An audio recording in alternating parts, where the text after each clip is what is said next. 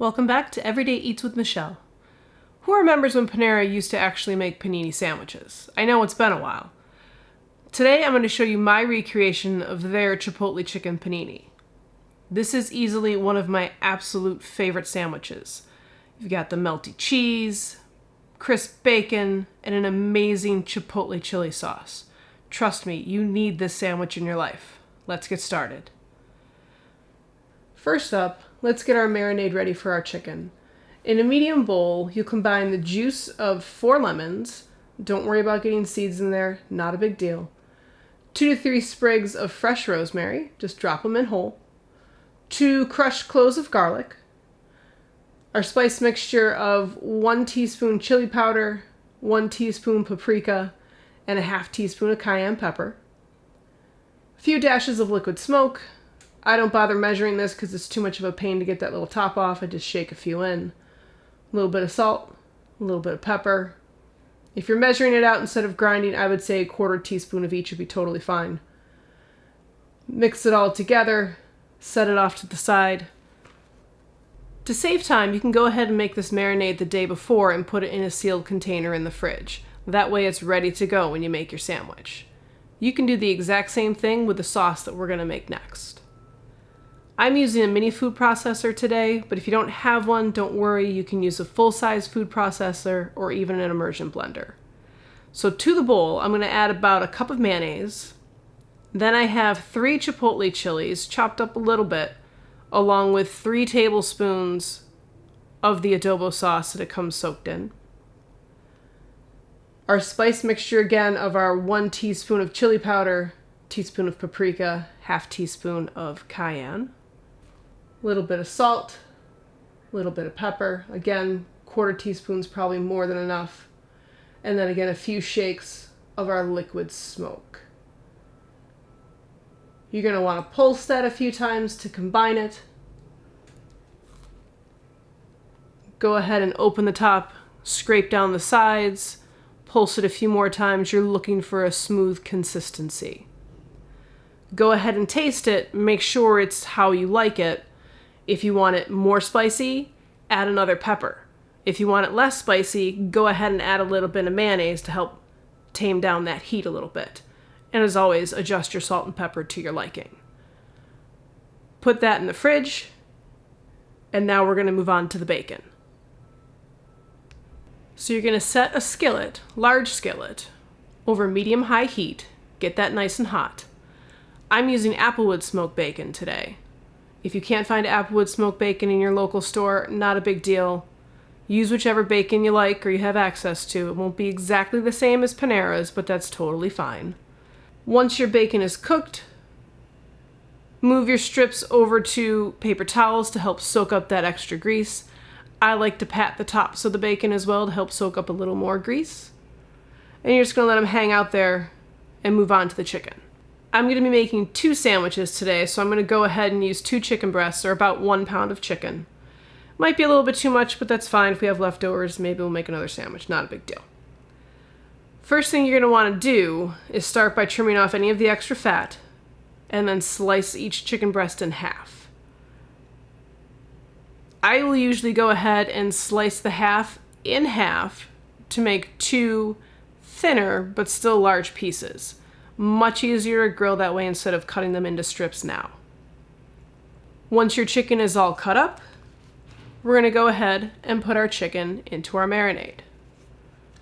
Once you've added all the chicken in, turn it over a few times so everything's nice and coated with the marinade, and just set it aside. You're going to let that go for about 3 to 5 minutes. The acidity of the lemon juice is going to help break down the chicken so it'll be nice and tender.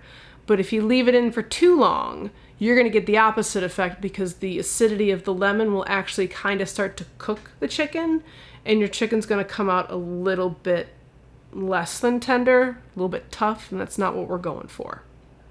So while our chicken is marinating, we can go ahead and heat up a panini press. I set mine at 375 degrees. Green light's going to tell me when it's good to go. As our press is heating up, I'm going to brush a little bit of oil on the plates to help prevent it from sticking, and then we're ready to go.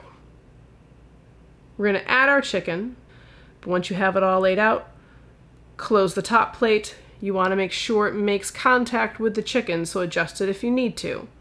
And we're going to let that go for about 3 minutes. Now it's time to assemble our sandwich.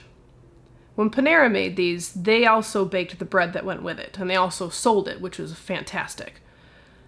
They used something called a French miche. I have not been able to find that bread ever since they stopped selling it, so this has been my closest alternative. It's a garlic Tuscan bread from one of our local grocery stores. When in doubt, I would just ask your bakery what would be their recommendation for the best bread to use for a panini sandwich.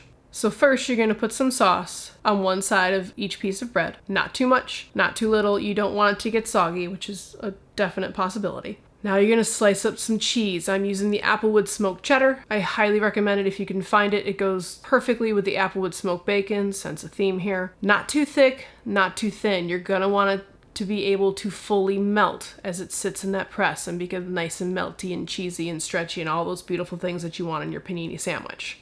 Next layer is our bacon. I can generally fit 3 slices of bacon for this type of bread, which is beautiful. You may not be able to. You may only be able to get 2.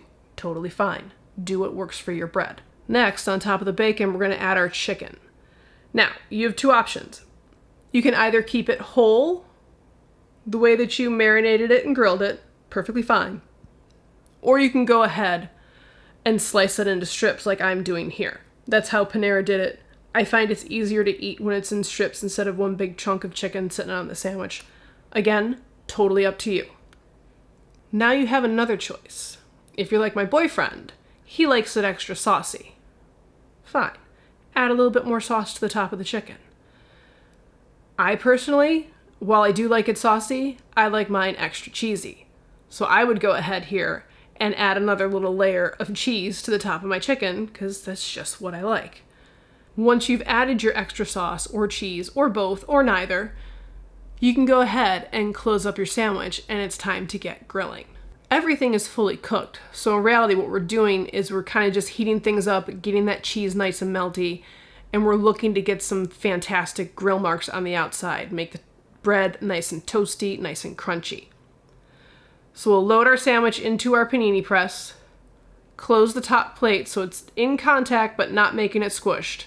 I found that cooking for 2 to 3 minutes is perfect. Your cheese will get melty, you'll get those nice grill marks, it'll be nice and crisp. One thing I would recommend, especially if you're new to using a panini press, is after the first minute or 2 of cooking, I might lift the lid just to check the progress. Always keep an eye on it. You do not want burnt bread. It is not tasty. Don't do it. And there you have it. Our better version of Panera's Chipotle Chicken Panini. And I'm not just saying that either. I've had more than a few people tell me that they thought this sandwich, when I've made it for them, is better than anything Panera put out. Give it a shot. See what you think. Drop us a comment below. Let us know how it turned out for you. Did you like it? Do you think it's better than Panera's? As always, full recipes are going to be available on our blog. Link to that's going to be below in the description. If you liked this video, if you like what we're doing, please consider subscribing to the channel, give this video a thumbs up, and we'll see you next time.